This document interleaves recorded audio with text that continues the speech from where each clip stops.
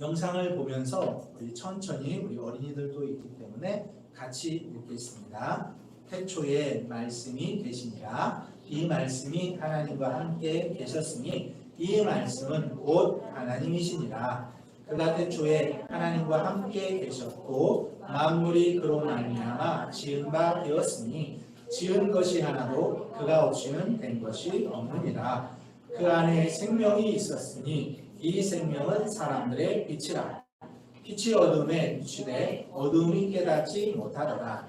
하나님께로부터 보내심을 받은 사람이 있으니 그의 이름은 요한이라. 그가 증언하러 왔으니 곧 빛에 대하여 증언하고 모든 사람이 자기로 말미암아 믿게 하려 함이라. 그는 이 빛이 아니요 이 빛에 대하여 증언하러 온 자라. 참 빛 곧 세상에 와서 각 사람에게 비추는 빛이 있었나니 그가 세상에 계셨으며 세상은 그로 말미암아 지은 바 되었으되 세상이 그를 알지 못하였고 자기 땅에 오매 자기 백성이 영접하지 아니하였으나 영접하는 자 곧 그 이름을 믿는 자들에게는 하나님의 자녀가 되는 권세를 주셨으니 이는 혈통으로나 육종으로나 사람의 뜻으로 나지 아니하고 오직 하나님께로부터 난 자들이니라. 말씀이 육신이 되어 우리 가운데 거하심에 우리가 그의 영광을 보니 아버지의 독생자의 영광이요 은혜와 진리가 충만하더라. 요한이 그에 대하여 증언하여 외쳐 이르되 내가 전에 말하기를 내 뒤에 오시는 이가 나보다 앞서는 것은 나보다 먼저 계시니라 한 것이 이 사람을 가리킴이라 하니라. 우리가 다 그의 충만한 데서 받으니 은혜 위에 은혜더라. 율법은 모세로 말미암아 주어진 것이요 은혜와 진리는 예수 그리스도로 말미암아 온 것이라. 본래 하나님을 본 사람이 없으되 아버지 품속에 있는 독생하신 하나님이 나타내셨느니라. 아멘. 말씀을 전하기 전에 영상을 하나 보고 말씀을 같이 나누도록 하겠습니다.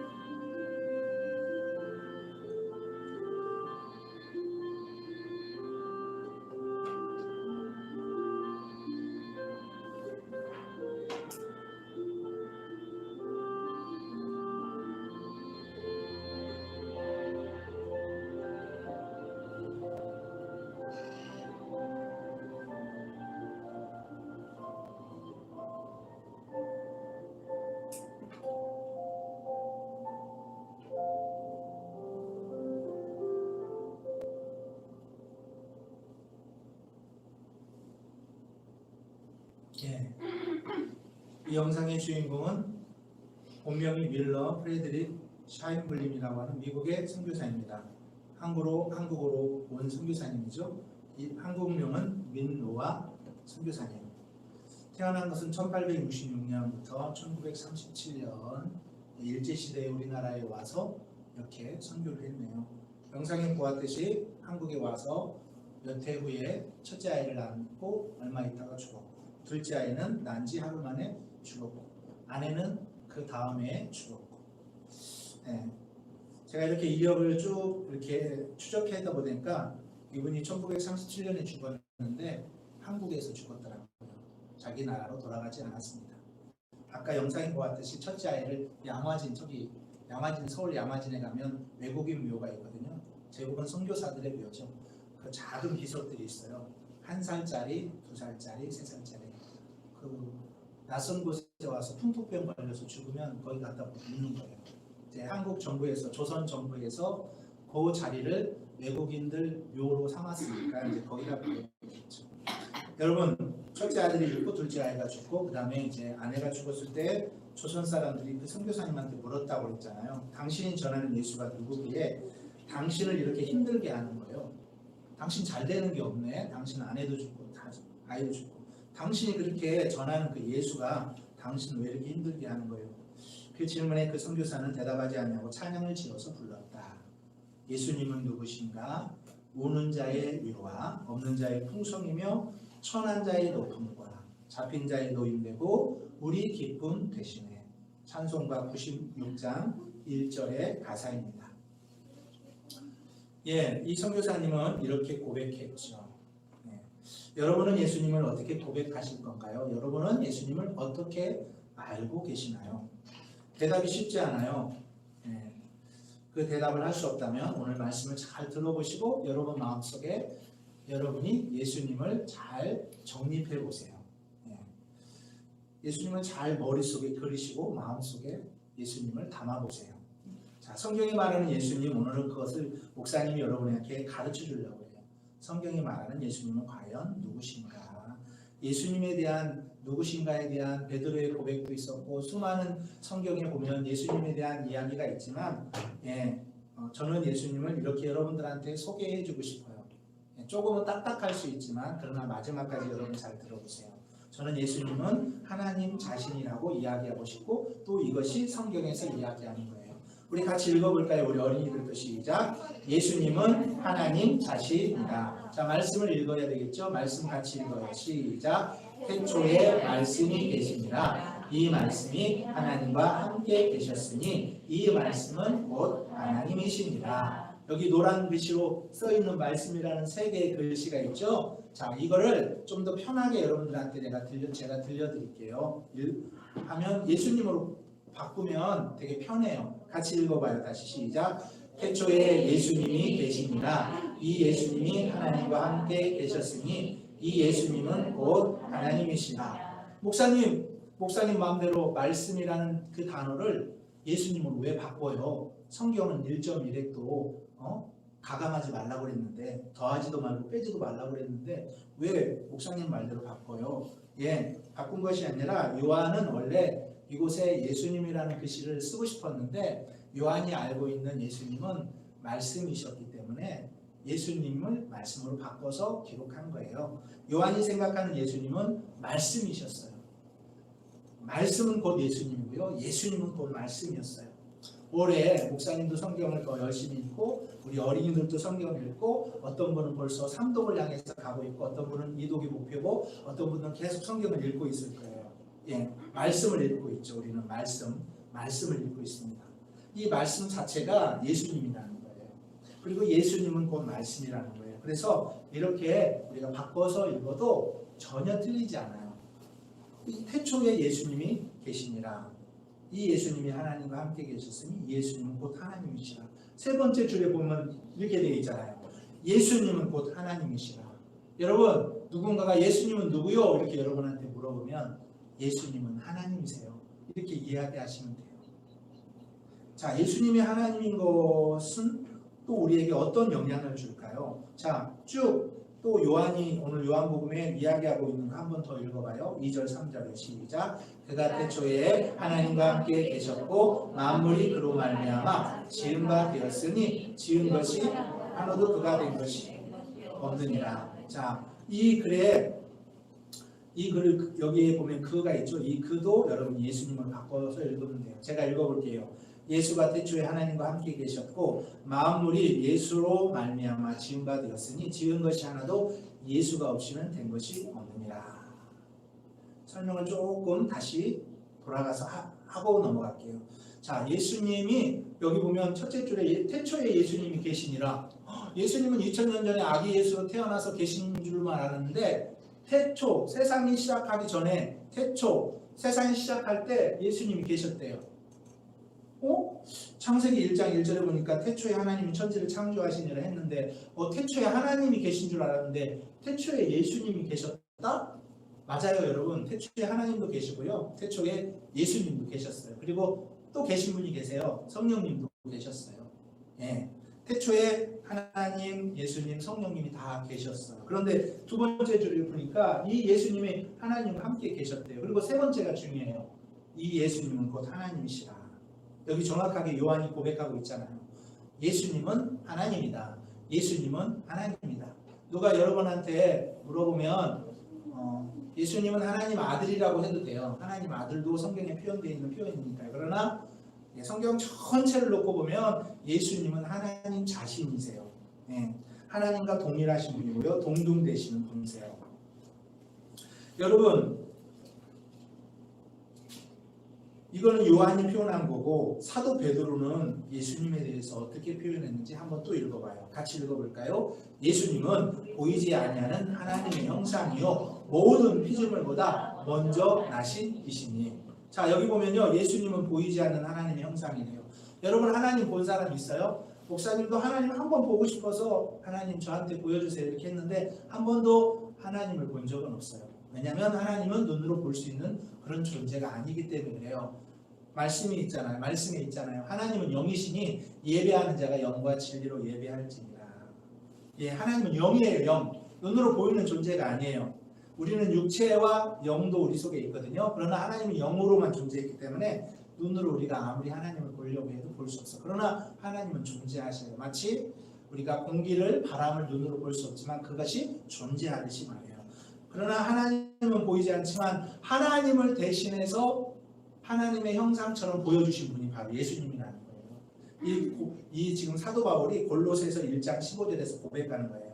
예수님은 말이야, 하나님은 보이지 않지만 그 하나님을 볼 수 있도록 보여주는 하나님의 형상과 같은 거야 라는 거예요. 그럼 하나님도 예수님처럼 수염이 있고 뭐 이렇게 그런 의미가 아니에요. 내면적 형상을 말하는 거예요. 저는 어렸을 때부터 예수님을 믿어서 지금까지 오면서 계속 마음속에 예수님과 이렇게 교제하면서 한 가지 예수님에 대해서 고백하고 싶고 또 고백하는 게 있어요. 예수님은 아름다우시다는 거예요. 예수님은 아름다우시다. 여러분, 예수님은 정말 아름다우세요.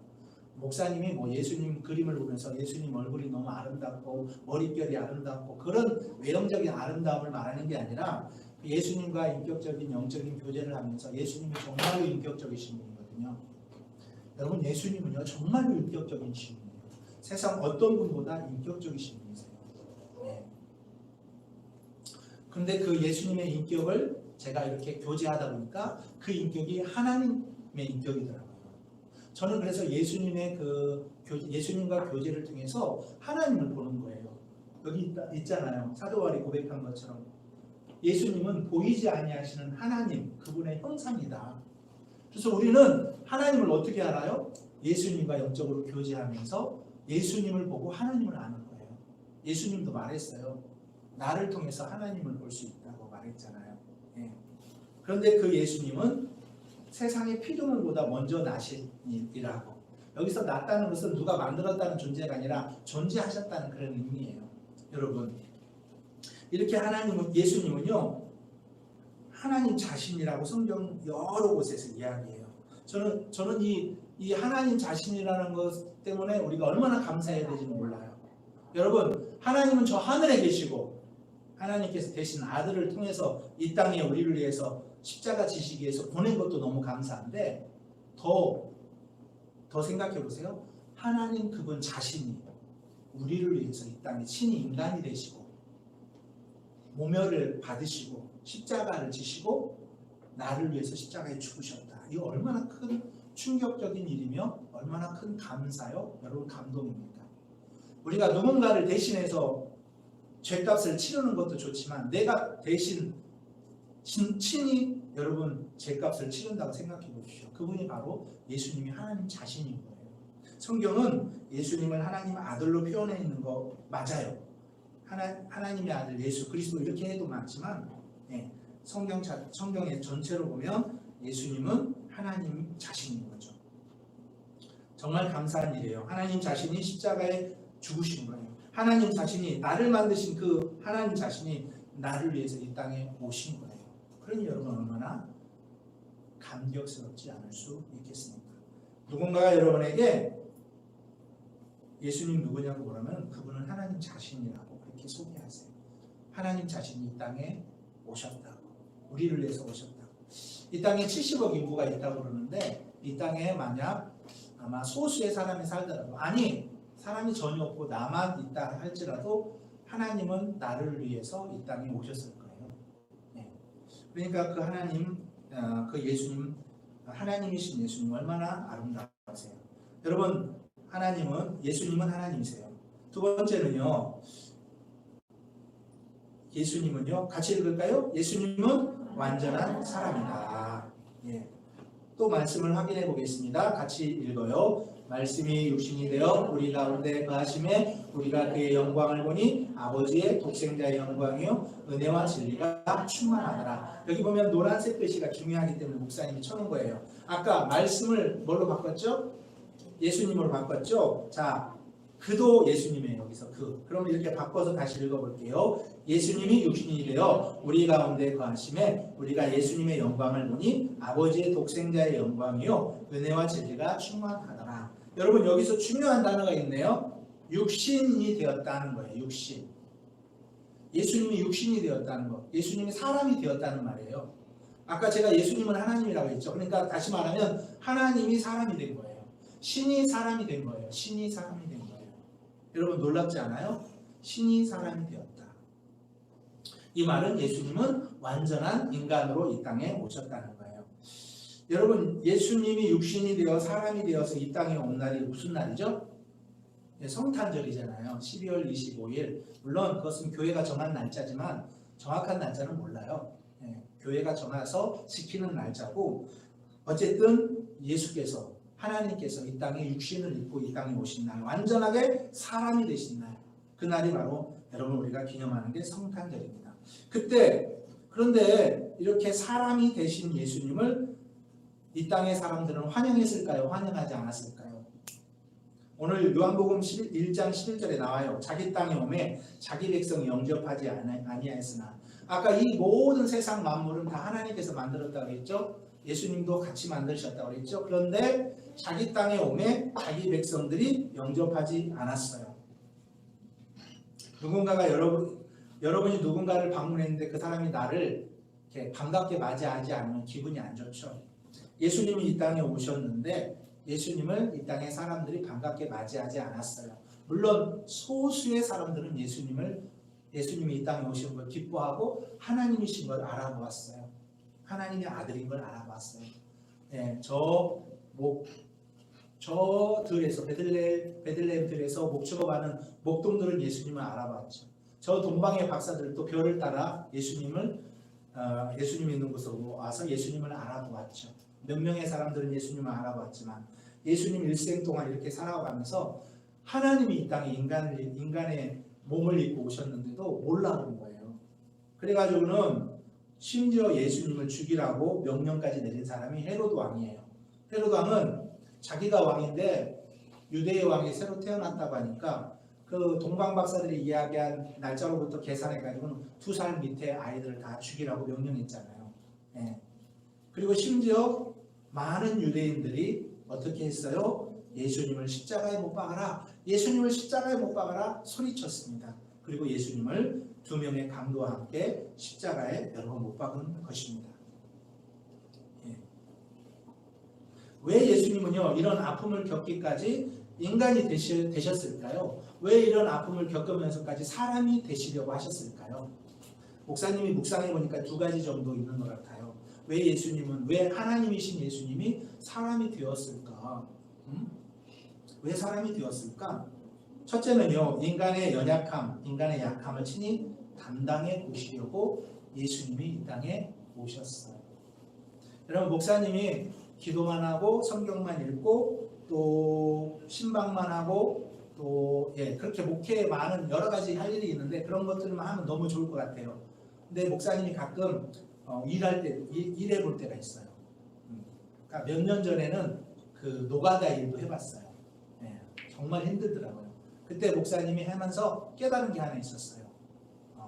성도님들이 일상에서 직장생활하면서 이 돈 버는 게 되게 힘들구나. 그걸 구별해서 하나님께 드리는 거구나. 헌금이 소중한 거구나. 이렇게 생각하고요. 그 돈을 함부로 쓰지 않게 되는 그런 마음가짐이 생겨요. 이 어렵게 번 이 돈이 되게 소중한 거구나. 이런 생각이 들더라고요. 목사님이 그렇게 해보니까 여러분의 마음을 알겠더라고요.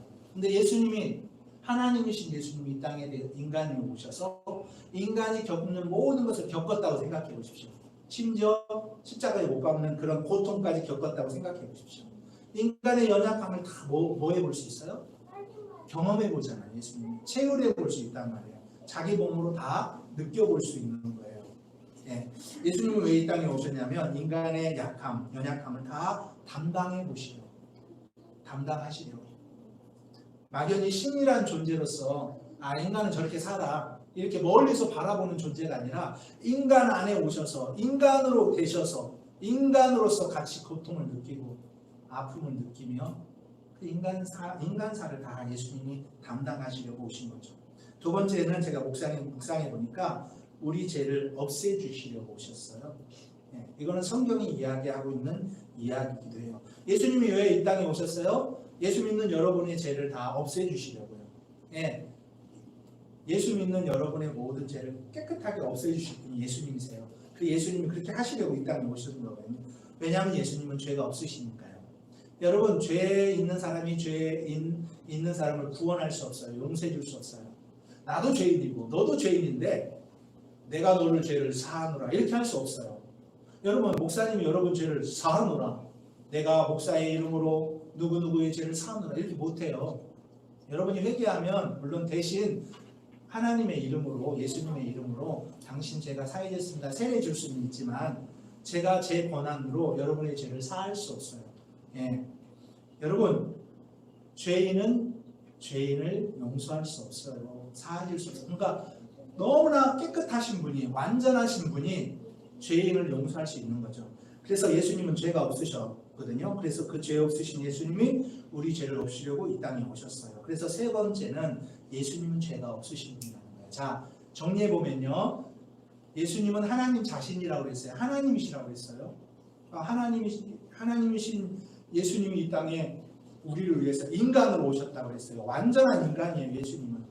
예수님은 반은 하나님이고 그럼 반은 인간인가? 그게 아니에요. 예수님은 완전한 하나님이면서 완전한 인간이었어요. 그래서 예수님은 때로는 배고프면 배고팠고 때로는 졸리면 주무셔야 했고 그래서 뱃머리에서 주무셨잖아요. 때로는 시장하시면 먹으셔야 했고 그런 게 예수님이셔요. 완전한 인간이셨어요. 그러나 완전한 하나님이면서 완전한 인간이지만 죄가 없는 분이셨다는 거예요. 자, 이거 목사님이 만들어낸 이야기가 아니라 성경에서 이미 예수님을 만나고 예수님을 경험한 사람들이 기록해요. 요한이 기록했네요. 요한일서 3장 5절 같이 읽어요. 그가 우리 죄를 없애려고 나타나신 것을 너희가 아나니 그에게는 죄가 없느니라. 여러분, 예수님이 죄가 있는 거 성경에 읽어본 적 있으세요? 예수님 죄가 있다고 하는 사람을 제가 한 번도 들어본 적이 없어요. 제가 50년 살면서. 그 2000년 기독교 역사 동안에서 이렇게 역사 책 쭉 보면 거기서 예수님은 죄인이라고 한 사람을 내가 경험해 보지 못했어요.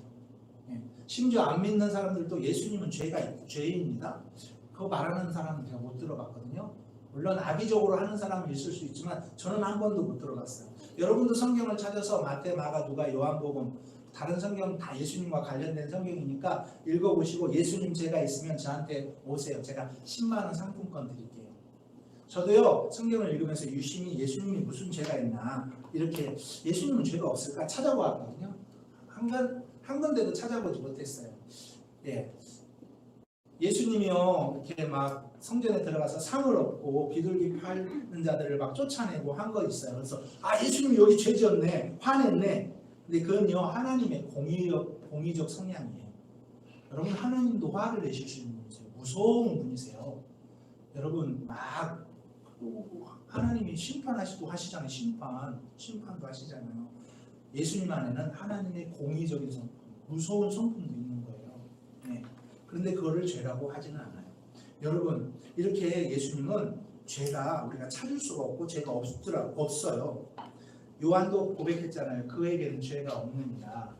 근데 죄 없는 그분이 왜 인간이 되셨냐면 그 위에 우리 죄를 없애려고 이 땅에 오셨다는 거예요.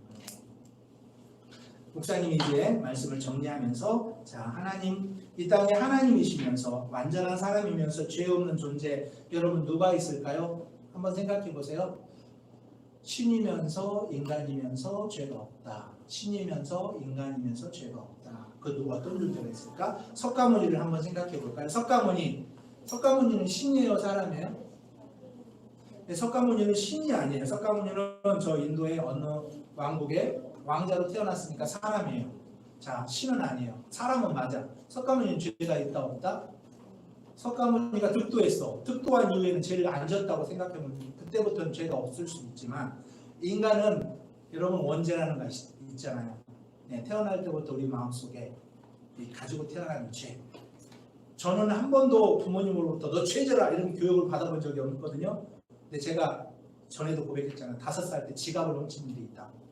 제 마음속에 갑자기 가지고 싶은 생각이 있는 거예요. 여러분 사람은 태어날 때부터 죄를 가지고 태어나요.